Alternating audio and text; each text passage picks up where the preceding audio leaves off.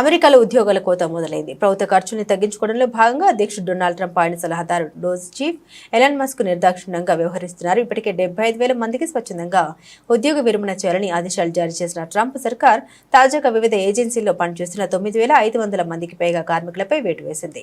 తొలగింపులకు గురైన వారిలో ఫెడరల్ భూముల వ్యవహారాలు చేసే కార్మికులు, మిలిటరీ ప్రముఖుల కేర్ పనులు చేసే ఉద్యోగులు ఉన్నారు. అదేవిధంగా ఇంటీరియర్ డిపార్ట్మెంట్లో ఎనర్జీ, వెటరన్స్ అఫైర్స్, వ్యవసాయం, హెల్త్ అండ్ హ్యూమన్ సర్వీసెస్ ఉద్యోగులు కూడా ఉన్నట్టు తెలుస్తుంది. కాగా ఫెడరల్ ఏజెన్సీలన్నింటినీ అమెరికా వదిలించుకోవాల్సిన సమయం వచ్చేసిందని ఇప్పటికే ఎలాన్ మస్క్ ప్రకటించారు. ప్రభుత్వ పనితీరును సమూలంగా పునర్వ్యవస్థీకరించడంలో భాగంగా ఈ చర్య తప్పదని స్పష్టం చేశారు. వృధా ఖర్చుల తగ్గింపు, సామర్థ్య పెంపు కోసం ఏజెన్సీల సామూహిక మూసివేతలు తప్పవన్నారు. ఇందులో భాగంగా ఫెడరల్ వర్క్స్ ఫోర్స్ లో పరిమాణాన్ని తగ్గించేందుకు ప్రొబేషనరీ ఏడాది కంటే తక్కువ అనుభవం ఉన్న ఉద్యోగులను తొలగించాలని మస్క్ ఆదేశాలు జారీ చేశారు. అన్ని విభాగాల్లో ప్రొబేషనరీ ఉద్యోగులను తొలగించాలని ఏజెన్సీలకు స్పష్టం చేశారు. అయితే ఉద్యోగాల కోతలు విధించే వాటిలో law enforcement, national security, immigration విభాగాలకు ఎగ్జిక్యూటివ్ ఆర్డర్లో మినహాయింపు ఇచ్చారు. పోస్టల్ సేవలు మినహాయించి అమెరికాలో దాదాపు 23 లక్షల మంది ప్రభుత్వ ఉద్యోగులున్నారు. వీరంతా వివిధ ఏజెన్సీలో పనిచేస్తున్నారు. ఫెడరల్ శ్రామిక శక్తిలో భద్రతా సంబంధిత ఏజెన్సీలు ఎక్కువగా భాగాన్ని కలిగి ఉన్నాయి. కానీ అమెరికా వ్యాప్తంగా లక్షలాది మంది ప్రజలు మాజీ సైనికుల ఆరోగ్య సంరక్షణను,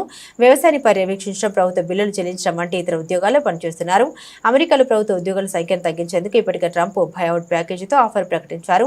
దీని కింద ఫిబ్రవరి 6లోగా ఉద్యోగాలు స్వచ్ఛందంగా వదులుకున్న వారికి 8 నెలల జీతం ఇస్తామని తెలిపారు. అయితే ఈ విషయంలో ఫెడరల్ కోర్టులో ట్రంప్కు ఎదురుదెబ్బ తగిలింది. బయౌట్ ఆఫర్ను ఫెడరల్ కోర్టు న్యాయమూర్తి నిలిపివేశారు.